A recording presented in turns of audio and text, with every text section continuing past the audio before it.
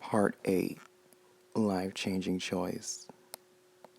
After Ronnie beat the shit out of Lucky, Lucky was taken to jail, and Ronnie decided to get a lawyer and fight Lucky, hoping to get a settlement based off the emotional damage caused by the abuse and how it affected his career. The latter decided to come to New Orleans for a while and be close to Ronnie, instead of Taylor and Taylor Associates, who handled issues in the entertainment industry. Well, based on what you told me, Mr. Jenkins, we might have a solid case. It's unfortunate what he went through, but if he did all this and he's still walking, he might make somebody else a victim just like you, said the lawyer. Look, Miss Taylor, is my son gonna get damages or... Based on all these allegations, Ronnie's gonna get more than damages. And being that he's a big entertainer in the LGBT community, possibly a settlement, and see Lucky go to prison. Because he abused you. Sexually and physically. That's definitely grounds for damages, said the lawyer. I ain't trying to get rich here, but I just want to get away from him. And yeah, some money will be nice, but I just want to get away, Ronnie said. Ronnie, I'll promise you, I'll do the best I can, said the lawyer. Then Ronnie and his mom walked out of the lawyer's office and felt kind of good that something was going to be done. But even though Ronnie fought Lucky and got his confidence back, his career was still at a major crossroads. Because Lucky wasn't the only manager and was in charge of the money too. Ronnie was still Renee Harvey, and even though Renee wasn't performing as much, she was still popular and was constantly invited to events. But as Renee went to these gay events, there were other more creative and flamboyant drag queens on the stage. Renee was going to sing, but the feeling wasn't there like it used to. And suddenly, she was replaced at the last minute by a new plus-size diva, Aretha Spanklin, and her style was amazing and out of the box, and a million times more noticeable than Renee. And as the crowd ran towards Aretha, Renee decided just to leave the club, and at that moment, Ryan knew drag didn't fulfill him anymore. It was the year 2010. It had been a few months and it was already a new year. In mid-January, Ryan decided that he was strong enough to face Lucky in court. It was a showdown, and Lucky, who still had scars when Ronnie beat him, had his attorney who was just as good, and the courtroom was kind of silent. No words were said, just ominous stares. Meanwhile, Delilah sat on the sidelines watching everything go down, hoping and praying Ronnie gets something out of this. Bailiff, what's the case? The judge asked. It's the plaintiff Ronnie Jenkins, otherwise known as Miss Renee Harvey, is pressing charges against the defendant Alfonso Lucky Green. The plaintiff claims Alfonso physically and sexually abused him and mismanaged profits from various shows and events. Well, any evidence? The judge asked. Your Honor, there isn't really much evidence because the scars have worn off, but as you can see, Ronnie here had some coloring around his eye, obviously from the abuse, and we have a tape of Lucky hitting him and sexually abusing him from a hidden camera from a show at the Ritz-Carlton back in June 2009, said Miss Taylor. Then the tape played and Delilah saw the abuse Ronnie went through, and for Ronnie it was an emotional trigger because it brought back painful memories he was just about to forget. Well, Your Honor, I object. My client here was intoxicated. He even apologized. And as far as oral sex, Ronnie pretty much consented, Lucky's lawyer said. I can't exactly see consent from this video. He really hurt me. And I'm just seeing it all over again. It's hard to do, Ronnie cried. Your Honor, we are requesting, as a matter of fact pleading, that you reward my client with a settlement due to emotional damage, and also jail time for this monster Lucky, Miss Taylor asked. Well, based on the evidence and confirmation from this young man's tears, it tells me all that I need to know.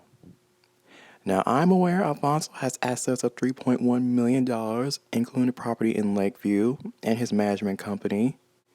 It also says from the records that Alfonso owes the IRS $2.8 million in unpaid taxes since 2006. Would the defendant care to explain that? The judge asked. Your Honor, my client has been trying to pay the IRS for years, but couldn't reach a deal with them for unknown reasons. And I also believe that Ronnie, or Miss Renee, should not get any settlement simply because 1. He was over legal age, and 2. He made no effort to complain before, Lucky's lawyer argued. It was at least 4 hours in that courtroom with the lawyers going back and forth, and so many questions being asked, so many emotions. But finally the judge reached a decision. Based on these presentations of both parties, I made my decision. Mr. Ryan Jenkins will be awarded $15,500 lump sum settlement, and after talk with the jury, Alfonso Lucky Green is charged with sexual assault, domestic violence, tax evasion, and money mismanagement. He will get 15 years in prison, as well as restitution to the IRS and the state of Louisiana. Court adjourned. Then after the judge made his decision, the cops escorted Lucky out of the courtroom and into the holding area. And just like that, he was gone forever from Ronnie's life. But the settlement was way less than what Ronnie anticipated. But it was better than nothing. As Lucky's big house was being repoed, Ronnie had to move out. And he got a small apartment near the suburbs of town. It wasn't the best of neighborhoods, but it was decent enough for Ronnie to stay for a while, till he figured out his next career move. Thanks, Mom, for staying with me for a bit. It means a lot to me. You're welcome, sweetheart. I'm sorry I didn't get a huge amount like you wanted, but at least that monster is gone. He's gone, baby, Delilah said. I know. It really felt good to see him go away. But I'll never forget what he did to me, though.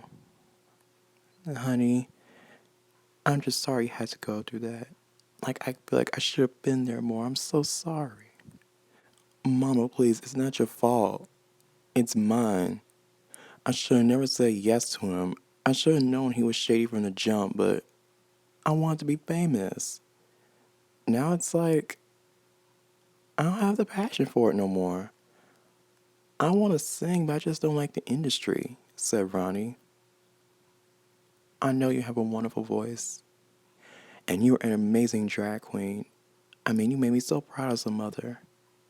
But if you feel in your heart that you want to quit, I'm not going to stop you. Especially after what you went through, baby. Then Ronnie really gave it some thought. He doesn't want to sing anymore, really. And what he went through with Lucky, he really didn't want to trust another manager. So he got all the dresses and wigs and put them in a box and deep in a closet. And just like that, Renee Harvey was over. Ryan knew he had to make income, so he went and applied for a job at this restaurant in downtown. And after he finished the application, he was about to leave till he saw somebody familiar. Hey, Lance. Ronnie, oh my God, what are you doing here? I applied for a job here. A job? Whatever happened to Renee Harvey? I mean, you were slaying it. You were in all the clubs. I mean, you had fabulous gowns. I don't understand, Lance asked. It's a long story, but I just don't have the passion anymore. As crazy as it sounds, I actually like the restaurant business. Hey, Ronnie, I looked at your application. You are perfect for the job. Can you start tomorrow evening shift? The manager asked.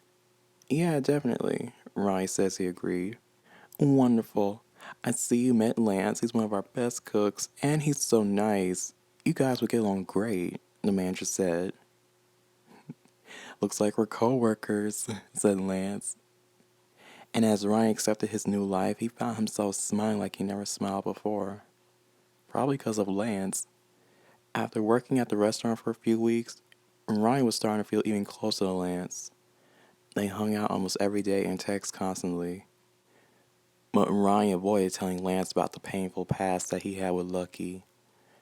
Ryan didn't want to bring that up. He was just so happy with Lance. Perhaps there was more to this than friendship.